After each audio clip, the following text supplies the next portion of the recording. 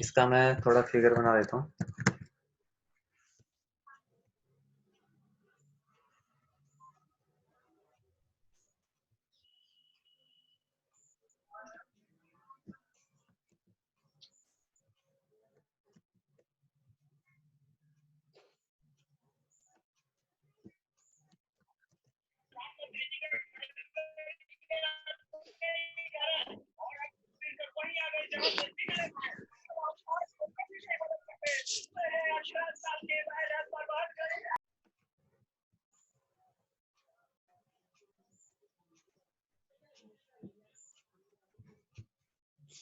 ठीक है, तो ये इसका जो फिगर बनेगा कुछ इस तरह से होगा।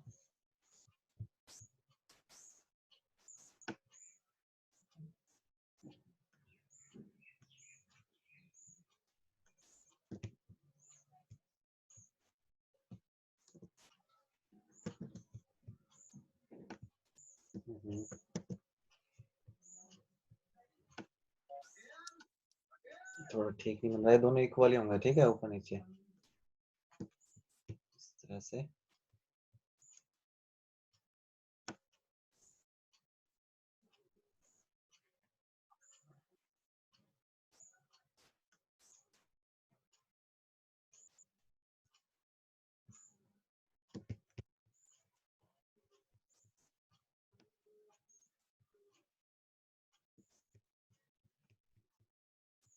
तो ये वाला जो है ये है लो पिच,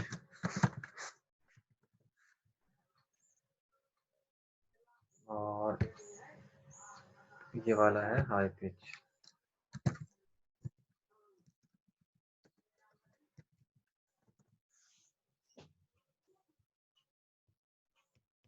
ठीक है, ये वाला हाई पिच है, ये वाला इसलिए ही ये ज्यादा दूर तक जा रहा है।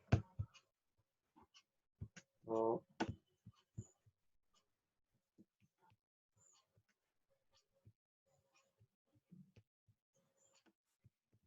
इसको मैं कट कर देता हूँ।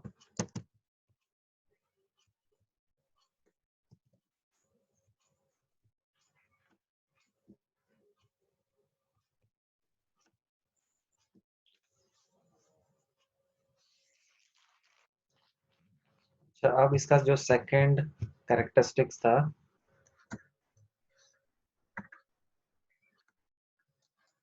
लाउडनेस, ये होगा it is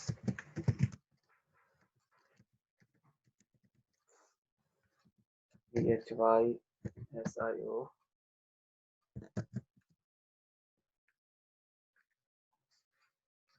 psychologically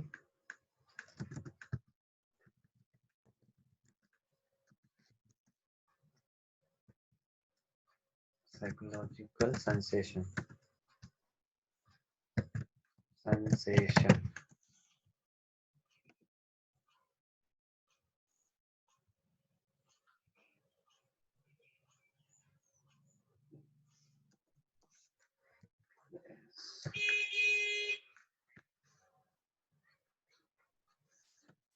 psychological sensation है, मतलब ये हमें सुनाई देती है ना, जो लाउडनेस है। और क्या बात है इसके बारे में, it depends on the sound pressure but also on the spectrum of the harmonics and the physical duration. ठीक है, इसके अलावा साउंड प्रेशर, कितना प्रेशर से कोई साउंड क्रिएट करी गई है उस पर भी ये डिपेंड करती है, जो लाउडनेस होती है किसी भी साउंड की। अच्छा, इट इज डायमेंशन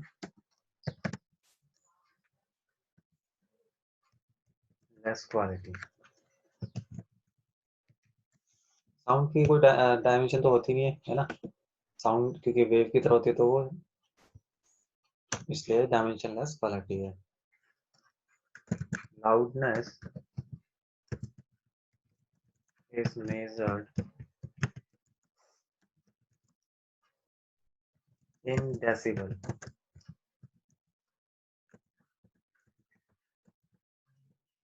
डेसिबल में ये नापी जाती है, प्रेशर भी डेसिबल में होता है। तो इसका फॉर्मूला कुछ इस तरह से होगा, L is equal log I. I का मतलब है यहाँ पे इंटेंसिटी। ठीक है, लाउडनेस को हम डेसिबल में नापते हैं। अच्छा, और क्या है, it also depends on the amplitude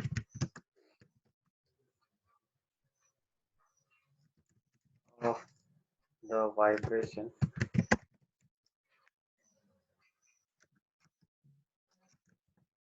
it will be louder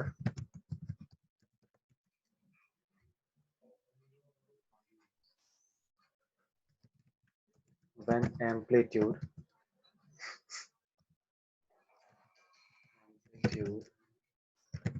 is high। ठीक है, ये क्या होती है, एम्पलीट्यूड पे डिपेंड करती है। कल हमने एम्पलीट्यूड भी देखा था कि जितना वेव की फ्रीक्वेंसी होती है, तो जितना हाइट उस वेव की होती है वो हमारा एम्पलीट्यूड होता है। तो ये एम्पलीट्यूड पे डिपेंड करती है, जितना ज्यादा एम्पलीट्यूड होगा उतनी ज्यादा ये लाउडर होगी। ठीक है। अच्छा, नेक्स्ट है इसका क्वालिटी।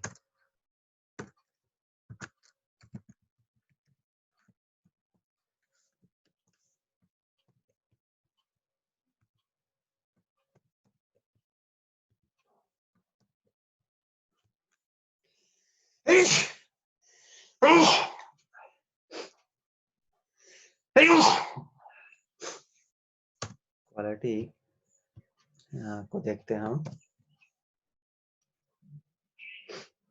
इसमें जाएगा sound quality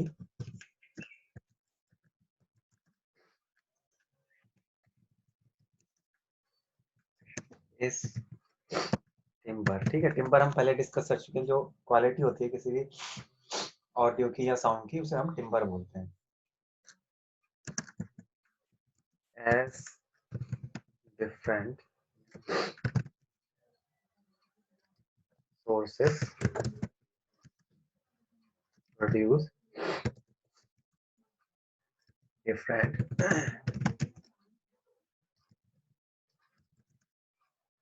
sound, the timbre help us distinguish between them। ठीक है, तो क्वालिटी के लिए हमारे पास क्या है, टिम्बर है। और टिम्बर की वजह से ही हम क्या कर सकते हैं, जो अलग अलग सोर्सेस से साउंड प्रोड्यूस हुए उनके बीच में हम देख सकते हैं कि किस साउंड की क्वालिटी क्या है, कि उनके बीच में हम अंतर को पहचान सकते हैं। अब अगले टॉपिक पे हम आते हैं, वो है टेक्स्ट एनक्रिप्शन। ऐसे पता भी होगा, पहले भी बता रखा है मैंने। अगर आ जाता है एनक्रिप्शन, और व्हाट्सएप में भी ये एनक्रिप्शन का जो है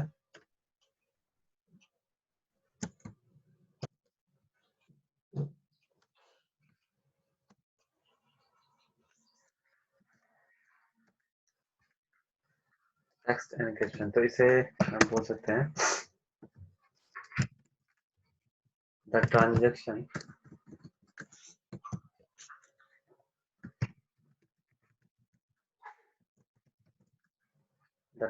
of data secret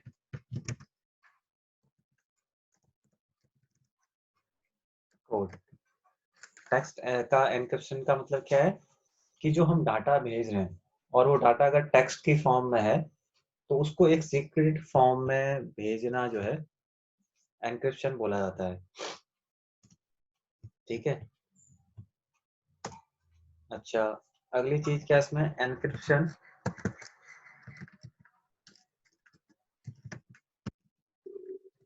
is the most effective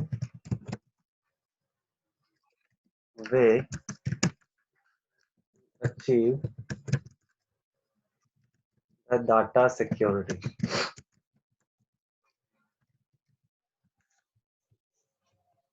encryption use किया जाता है, मतलब ये काफी इफेक्टिव वे है जिससे हमें डाटा सिक्योरिटी मिलती है ना।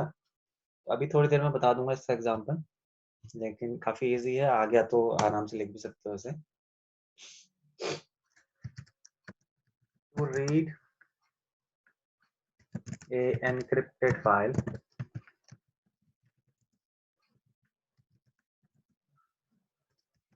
we must have access to secret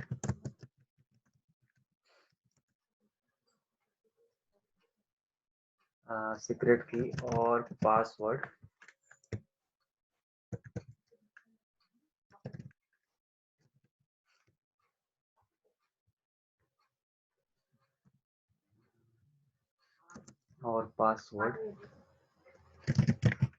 that enables you to decrypt it। ठीक है, एक सिंपल सा मैं इमेज यहाँ पे बना देता हूँ। चलो वहीं पे बना लेते हैं पेंट में और फिर इधर ले आएंगे।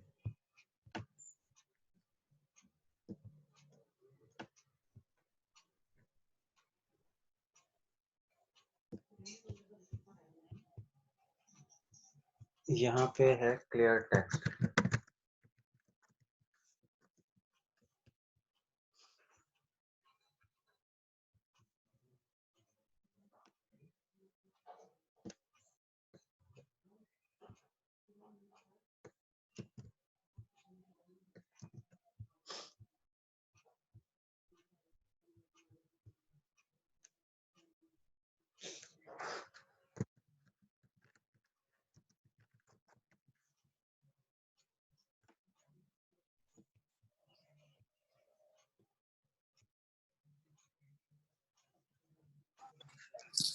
यहाँ पे है, मैंने लिख दिया आई एम ए बॉय, और यहाँ पे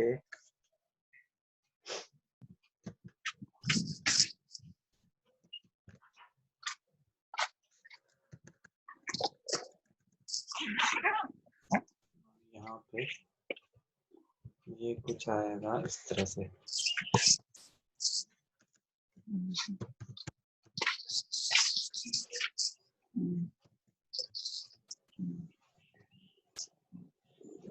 यहाँ पे हम दिखा देते हैं एक एरो,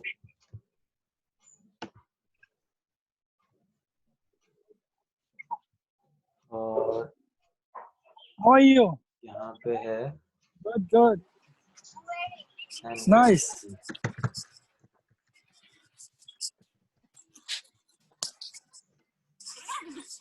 ठीक है, अब इसमें देखो अगर इमेज में है तो जब आप व्हाट्सएप में मैसेज, या सपोज आप कोई भी डॉक्यूमेंट भेज रहे हो इंटरनेट के थ्रू, चाहे ईमेल से भेजो चाहे व्हाट्सएप में भेजो, तो आप ही चाहते हो कि जैसे सपोज आपने पीडीएफ भेजी मल्टीमीडिया की, आप चाहते हो कि जिसको मैंने भेजा है सिर्फ वही उसे पढ़ पाए और कोई ना पढ़ पाए, तो आप क्या करोगे, उसे एनक्रिप्ट फॉर्म में भेज दोगे। एनक्रिप्ट फॉर्म का मतलब जैसे ये लेफ्ट साइड में ये बॉक्स बना है, इसमें आई एम ए बॉय एक सिंपल प्लेन टेक्स्ट लिखा हुआ है, आपने उसको क्या कर दिया, एनक्रिप्ट कर दिया।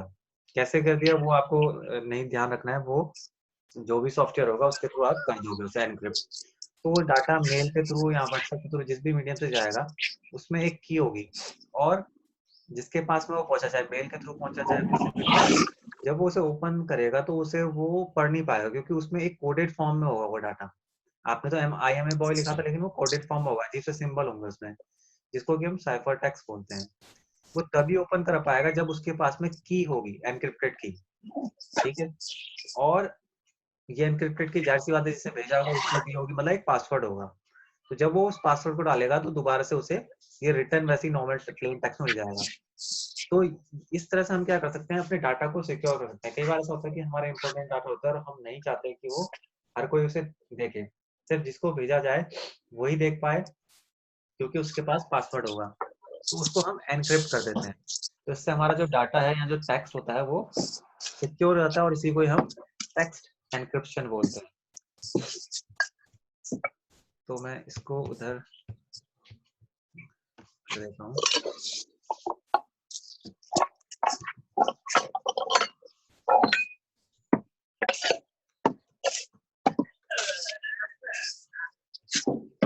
अब हम ये माइक ऑफ कर लेंगे सब लोग।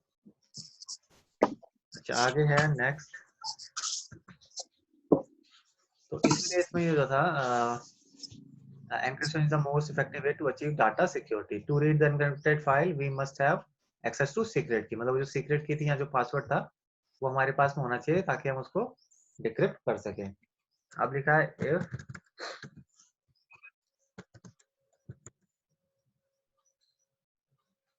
data is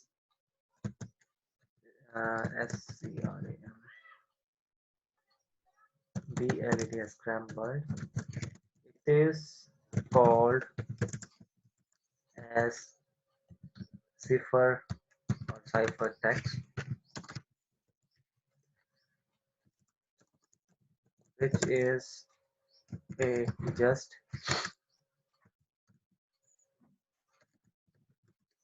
same meaningless ठीक है। अभी ऊपर समझाया गया मैंने कि जो डाटा स्क्रैम्बल होता है, जो इस तरह से भेजना होता है उसको स्क्रैम्बलिंग बोलते हैं। इसको हम जो है साइफर टेक्स्ट बोलते हैं, जो इस तरह से कोडेड फॉर्म में आया जिसका भी कोई मीनिंग नहीं होता है। ठीक है, वही बात अभी ऊपर बोली है। Scrambling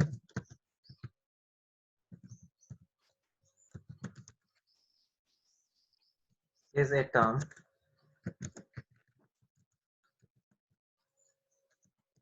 which is used to mention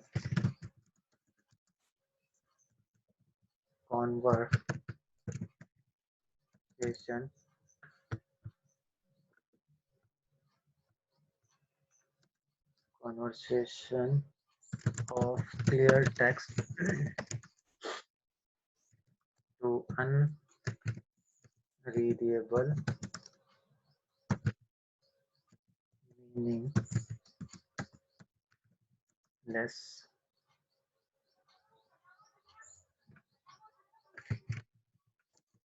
text.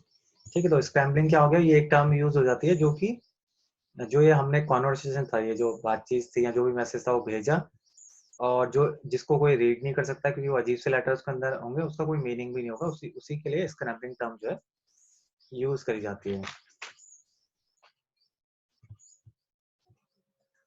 आगे क्या हो जाएगा, encryption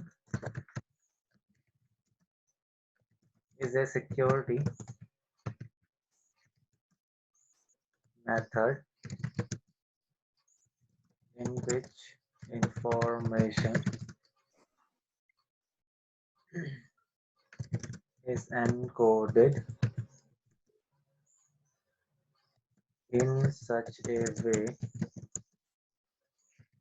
that only authorized user can read। ठीक है, एनक्रिप्ट एक ऐसा मेथड है जिससे केवल ऑथराइज यूजर का मतलब जिसके पास पासवर्ड होगा सिर्फ वही उसको रीड कर सकता है। Once the data is properly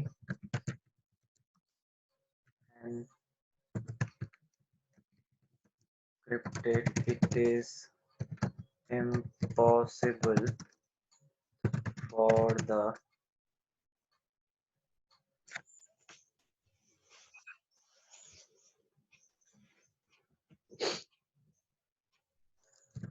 hacker to read it, since the original data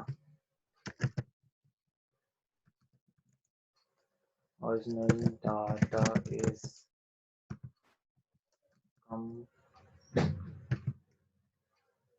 completely scrambled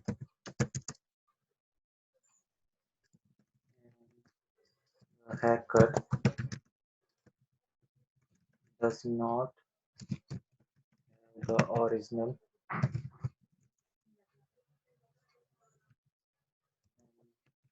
encrypted key।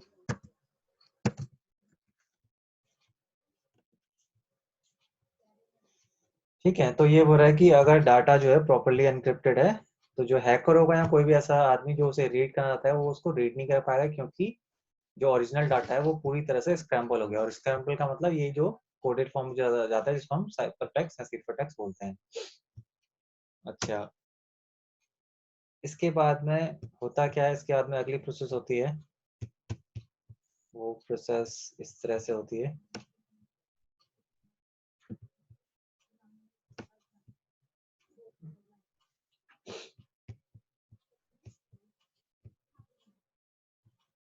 यहाँ पे ये कोडेड फॉर्म होगी और यहाँ पे वो दोबारा से message I am a boy convert हो जाएगा। और ये कन्वर्ट होने के लिए डिक्रिप्शन जो डिक्रिप्शन होता है, एनक्रिप्शन का मतलब कोडेड फॉर्म में जाना और डिक्रिप्शन का मतलब कोडेड फॉर्म का दोबारा प्लेन टेक्स्ट में कन्वर्ट हो जाना। तो उसके लिए यहाँ पे डिक्रिप्शन चलता है, इस प्रक्रिया को हम बोलते हैं डिक्रिप्शन। और जाहिर सी बात है इसके लिए तभी हो पाएगा डिक्रिप्ट, तभी हो पाएगा डाटा जब यूजर जो एंड यूजर है उसके पास में क्या हो, यहाँ पर हम कह सकते हैं उसके पास में एनक्रिप्टेड की होगी, यानी कि पासवर्ड होगा। ठीक है, ये हमारा क्या था इधर पे, ये सिफर टेक्स्ट है और ये हमारा प्लेन टेक्स्ट में कन्वर्ट होगा।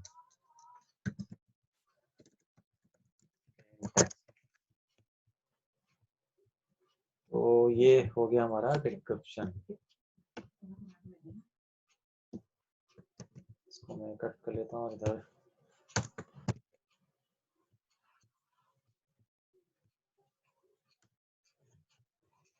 तो डिक्रिप्शन को अगर हम लिखें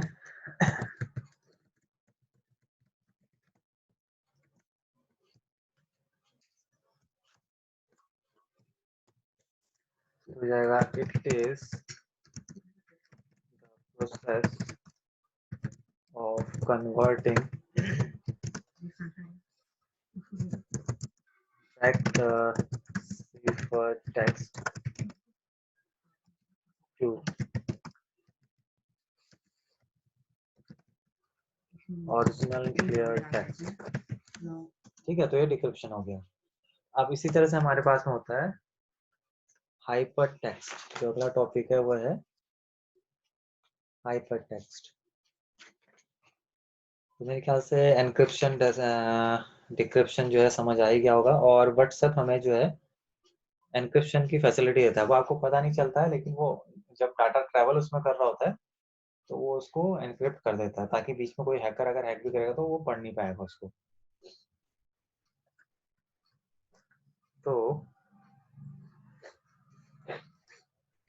अब है hyper hyper text. Hyper text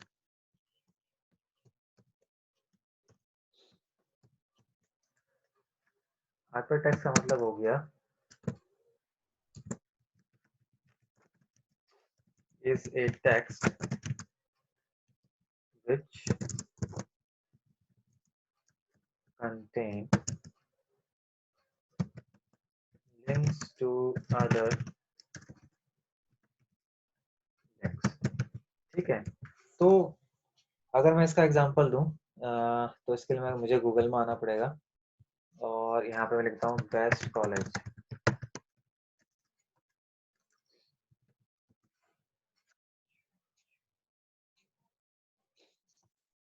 तो हाइपर टेक्स्ट क्या है, is a text which contains links to the other links. एक ऐसा टेक्स्ट जिसके अंदर दूसरे लिंक्स का क्या रहता है, लिंक रहता है। तो ये थोड़ा स्लो चल रहा है, मैं जब तक ये आता है तब तक हम इस पे आ जाते हैं, थोड़े पॉइंट्स और लिख लेते हैं।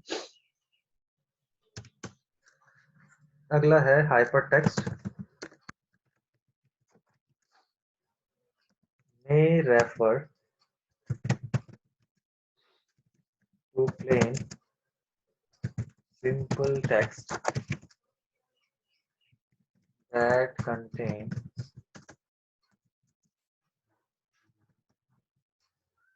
links to access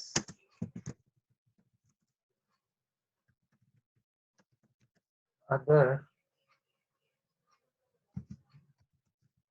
link of text within same or different document।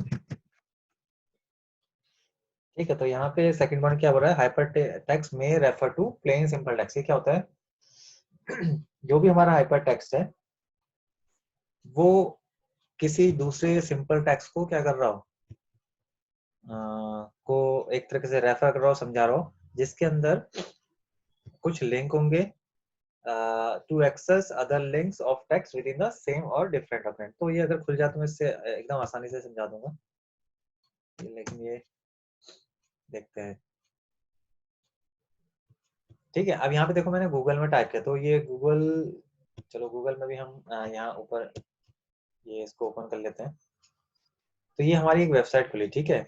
अब वेबसाइट में देखो यहाँ पे अप्लाई नाउ वाला बटन आ रहा है, मैं इस पे, ये क्या दिख रहा है, ये प्लेन टेक्स्ट है, लेकिन जब आप इस पे क्लिक करोगे तो एक नया पेज खुल जाएगा। तो ये वही चीज है हाइपर टेक्स्ट, यानी कि जो अप्लाई नाउ जो यहाँ पे लिखा होता है टेक्स्ट, वो हमारा क्या है, हाइपर टेक्स्ट है, जिसकी वजह से हमारा एक नया लिंक खुल रहा है। सेकंड पॉइंट में बोला था हाइपर टेक्स्ट में refer to plain simple text, मतलब जब हम इस टेक्स्ट पे क्लिक करें तो या तो कोई प्लेन टेक्स्ट ही आएगा, है ना, जैसे एमएस वर्ड, कई बार हमारे पास पीडीएफ के डॉक्यूमेंट रहते हैं, या फिर वो जो चीज खुलेगी उसके अंदर फिर से कोई नया लिंक होगा। ठीक है, जैसे यहाँ पे ऑलरेडी रजिस्टर्ड, तो ये नया लिंक आ गया। तो ये वही चीज यहाँ पे सेकंड पॉइंट हमने समझी हाइपर टेक्स्ट के बारे में। अच्छा, अगला क्या हो रहा है, it provide a means to organize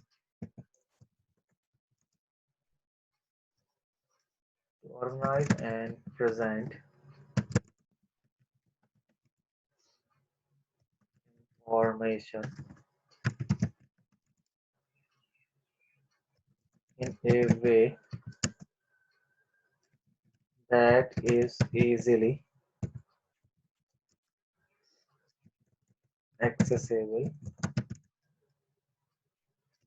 to the user।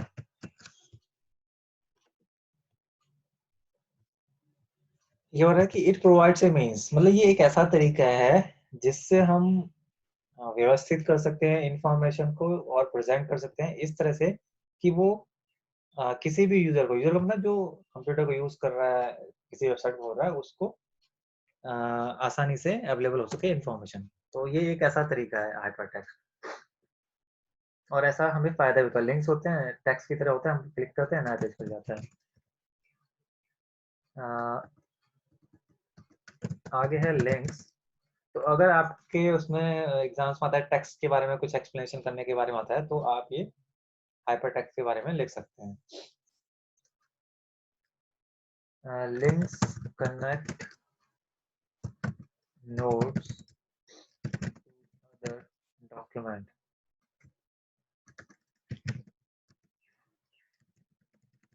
Other document RUSUALLY usually activated when clicked upon by a mouse or pointing device।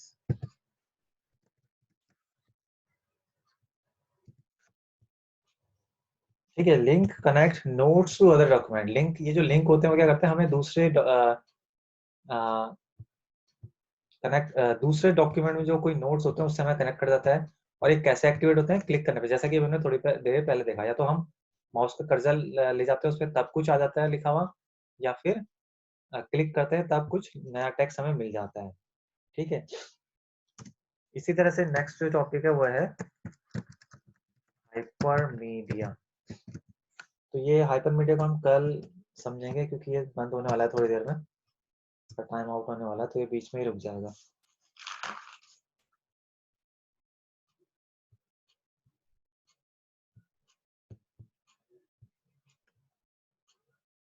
ठीक है, और ये अमन भी इसमें से जरा बात कर लेना क्लास अभी थोड़ी देर में, अभी कर लेते हैं, मैं एंड कर रहा हूँ।